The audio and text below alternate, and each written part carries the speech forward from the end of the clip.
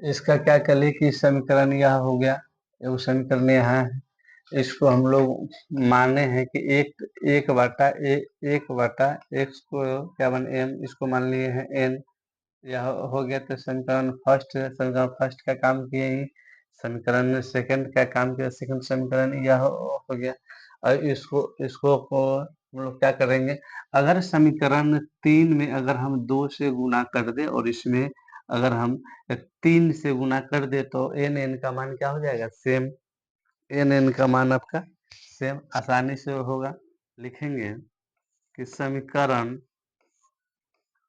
समीकरण तीसरा में 2 से गुना 2 से गुना और समीकरण चौथा में 3 से गुना करने पर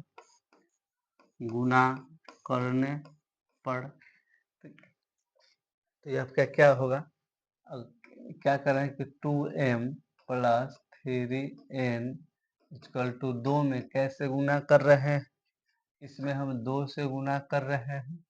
तो इसको गुना करेंगे तो कितना होगा, 2 दूनी का 4m प्लस 3 दूना का 6n, 2 दूनी का 4।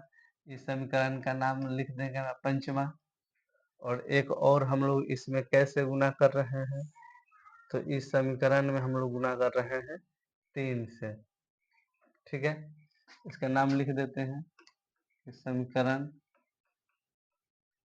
तीसरा को, अब समीकरण चौथा को, तो समीकरण चौथा क्या है कि 3m plus 2n equal to का 13/6। इसमें गुना कैसे करना है, इसमें गुना करना है 3 से। तो 3 तिहाई का 9m प्लस 3 दूना 6n इक्वल टू 3 के पहाड़ा में यह कटेगा, 2 मर कटेगा तो 13/2। अब यह समीकरण का नाम क्या हुआ, क्या छठा। अब क्या करेंगे कि इसको समीकरण पंचमा तथा छठा को विलोपन विधि से विलोपन विधि से विलोपन विधि लिखेंगे तो क्या लिख देंगे कि 9m plus 6n equal to 13/2 और एगो क्या है कि 4m plus 6n equal to आ जाएगा 4। यह इसको माइनस करेंगे, इसको भी करेंगे माइनस, यह आपका कट जाएगा।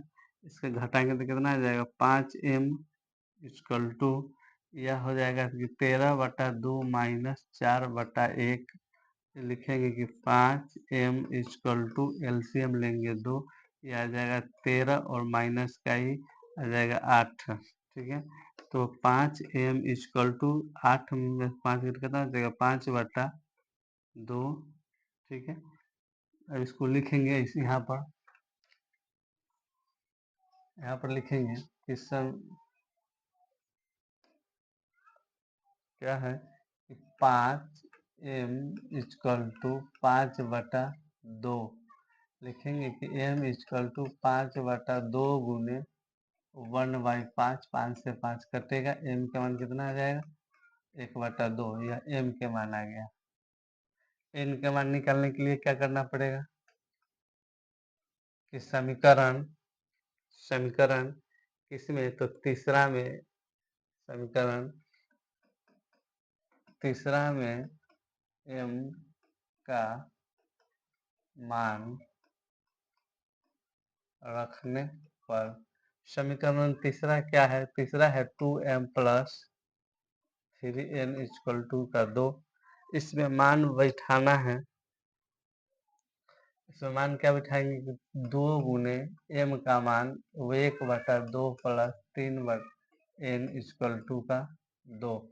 ठीक है, यह 2 से 2 काट लेंगे, क्या बचेगा 1 प्लस 3n इक्वल टू का 2। लिखेंगे कि 3n equal to 2 minus 1, 3n equal to 1, n के मान 1/3, या n के मान आ गया। अब x के मान हम लोग क्या लिखे थे, लिखे थे कि 1/x इक्वल टू एम, तो 1/x इक्वल टू एम का मान कितना है 1/2। यह x के मान क्या आ जाएगा 1/2, और y का मान क्या था कि 1/y इक्वल टू क्या था n, तो 1/y इक्वल टू 1/3, तो y का मान क्या आ जाएगा 1/3।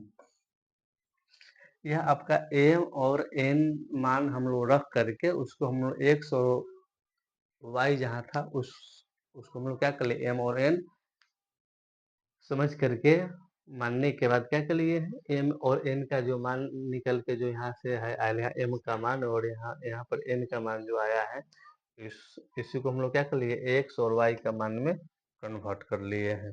ठीक है, समझ में आया? अच्छा बात है, चलिए ठीक है।